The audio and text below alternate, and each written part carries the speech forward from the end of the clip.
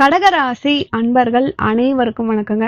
இன்றைய பதிவுல ஜூன் தேதி உங்களுக்கு முடிவுக்கு வரக்கூடிய முக்கியமான 8 பிரச்சனைகள் பத்தி தான் நம்ம இந்த பதிவுல பார்க்க போறோங்க. முதன்முறையா நீங்க நம்ம சேனலை பாக்குறீங்க அப்படின்னா மறக்காம சப்ஸ்கிரைப் பண்ணி வச்சுக்கோங்க. வணக்கங்க. என்னுடைய அன்பும் ஆசையுமான கடகராசி அன்பர்களே, நீங்க எந்த ஊர்ல இருந்தாலுமே பரவாயில்ல, இந்த மாதம் உங்களுடைய ஜாதக ரேகைகள், சுழற்சிகள், கிரகநிலைகள் எல்லாத்துக்குமே ஒரு தீர்வு தரும் மாதமாக இருக்கு.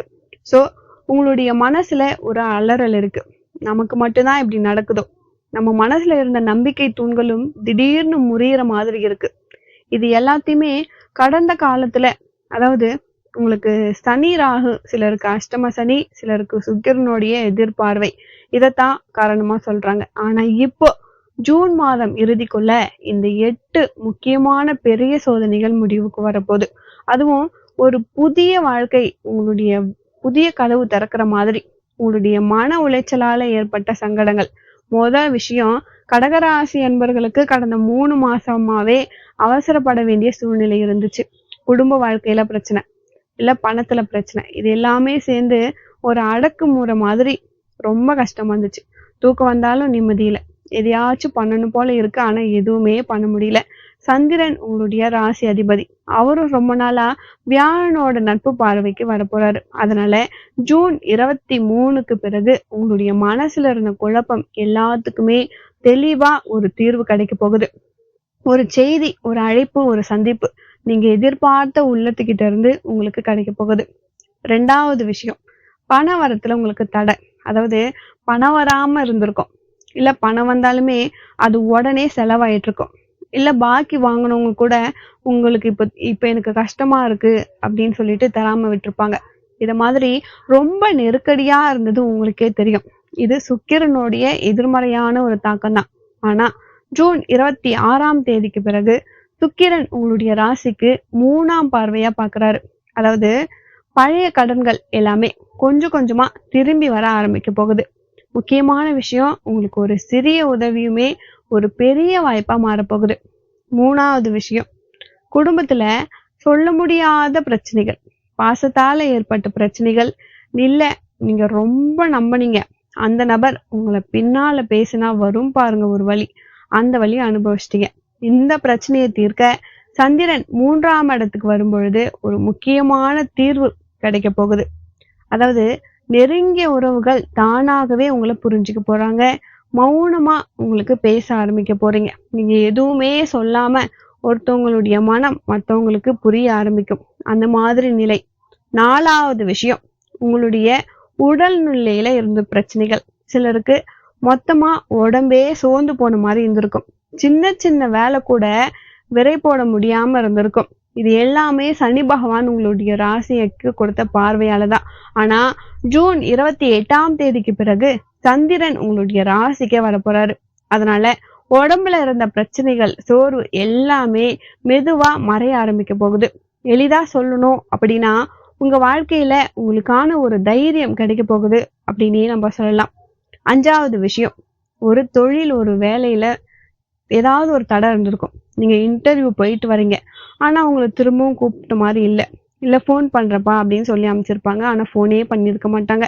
இல்ல நான் சொந்தமா ஒரு தொழில் ஆரம்பிக்க போறேன் அப்படின்னு நீங்க முயற்சி பண்ணிருக்கீங்க, ஆனா அதுல வாடிக்கையாளரே உங்களுக்கு வரவே மாட்டாங்க. அந்த மாதிரி ரொம்பவே கஷ்டமா இருந்திருக்கும். இது ஏன் அப்படின்னு பாத்தீங்கன்னா, புத பகவான் உங்களுடைய ராசியில சரியான இடத்துல நிலை கொள்ளாம இருந்ததாலதான். ஆனா ஜூன் 30ஆம் தேதிக்கு பிறகு புதன் ஒரு நல்ல இடற்பயிற்சியில வராரு. அந்த இடத்துல நீங்க முயற்சி வைக்கிற விஷயம் வீணா போவே போவாது. அந்த ஒரு வாய்ப்பு தான் உங்களுடைய வாழ்க்கையில ஒரு புதிய அத்தியாயத்தை ஆரம்பிக்க போகுது. 6வது விஷயம், சண்டை, வம்பு வழக்கு. அதாவது கடகராசி அன்பர்களுக்கு கடந்த சில வாரமாவே சொல்லாமலே வம்பு வழக்கு வந்துகிட்டே இருக்கு. பேசாமலே வித்தியாசம் வருது. ராகு கேது சந்தர்ப்பம் தான். இது ஒரு எதிர்பாராத இடத்துல இருந்து உங்களுக்கான ஒரு பிரச்சனையை வர வச்சுட்டு இருக்கும். நல்லா பேசினவன், அண்ணன் தம்பி அக்கா தங்கச்சின்னு நல்லா பேசினவன், ரத்த சொந்தம் கிடையாது, வெளி சொந்தம், நல்லா உருகி உருகி பேசினவன் உங்களுக்கு பிரச்சனையை வர வச்சிருப்பான். ஆனா ஜூன் மாசம் கடைசியில கடைசி வாரத்துல சந்திரனோட நெருக்கத்தை வச்சு நீங்க நினைக்காத நபர்கள் உங்களை தேடி உங்களை ஆதரிக்க வரப்போறாங்க. அது எதுக்கு அப்படின்னா, ஒரு சண்டைக்கான ஒரு முடிவு பண்ணணும், உங்க வாழ்க்கையில ஒரு திருப்புமுனை கிடைக்கணும் அப்படின்றதுக்காக தான் அந்த விஷயம். 7வது விஷயம், அதாவது ரொம்ப நாளா நீங்க வந்து குழந்தை பிறக்காம இருக்கு, இல்ல சில பேர் குழந்தைங்க வளர்ச்சியில சிக்கல் இருக்கு அப்படின்னு கவலைப்படுறீங்க.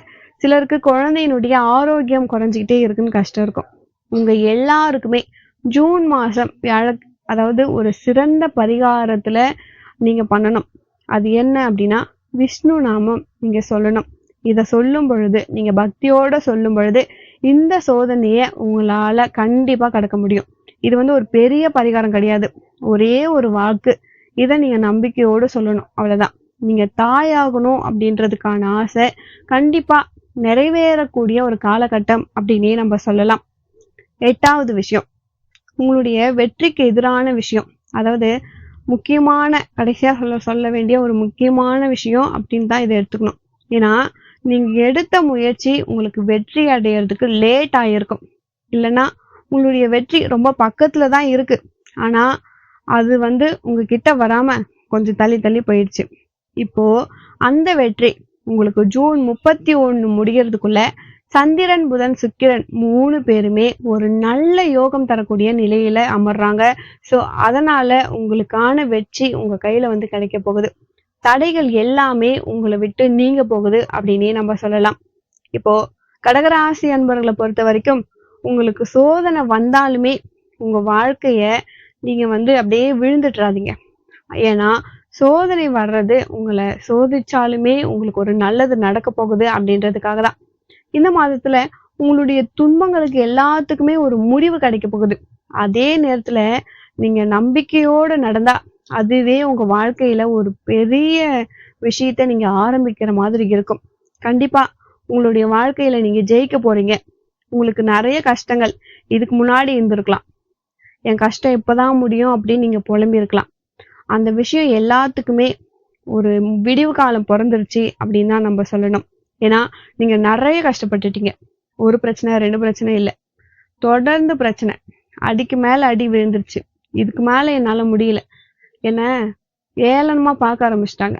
அந்த சொந்தக்காரங்க மத்தியில இப்போ விழுந்த நீ எந்திரிச்சு நிக்க போற. ஏன்னா நீ எப்போ விழுவ, உன்னை பார்த்து சிரிக்கலாம் அப்படின்னு நிறைய பேர் காத்துட்டு இருந்தாங்க. அவங்க முன்னாடி கடகராசி அன்பர்களே, நீங்க எந்த ஊர்ல இருந்தாலும் பரவாயில்ல, எவ்வளோ கஷ்டப்பட்டாலும் பரவாயில்ல, உங்களுடைய சம்பளம் எவ்வளோ இருந்தாலும் பரவாயில்ல, அது எல்லாத்தையும் தாண்டி இப்போ நீங்க ஒரு சேமிப்பை உருவாக்க போறீங்க. அந்த சேமிப்பு உங்களுடைய எதிர்காலத்துக்கு உதவும். கடவுள் வழிபாடு உங்களுக்கு ரொம்ப ரொம்ப ரொம்ப முக்கியம். நீங்க வந்து கடவுள் வழிபாடு பண்ணுங்க. அதாவது உங்களுக்கு இஷ்ட தெய்வ வழிபாடு நீங்க பண்றது ரொம்ப ரொம்ப நல்லது. குலதெய்வ வழிபாடும் உங்களை ஒரு நல்ல நிலைமைக்கு கொண்டு போகும். இந்த பதிவு உங்களுக்கு ரொம்பவே பயனுள்ளதா இருந்திருக்கும்னு நினைக்கிறேன். வீடியோ பிடிச்சிருந்தா மறக்காம என் சேனலை சப்ஸ்கிரைப் பண்ணி வச்சுக்கோங்க.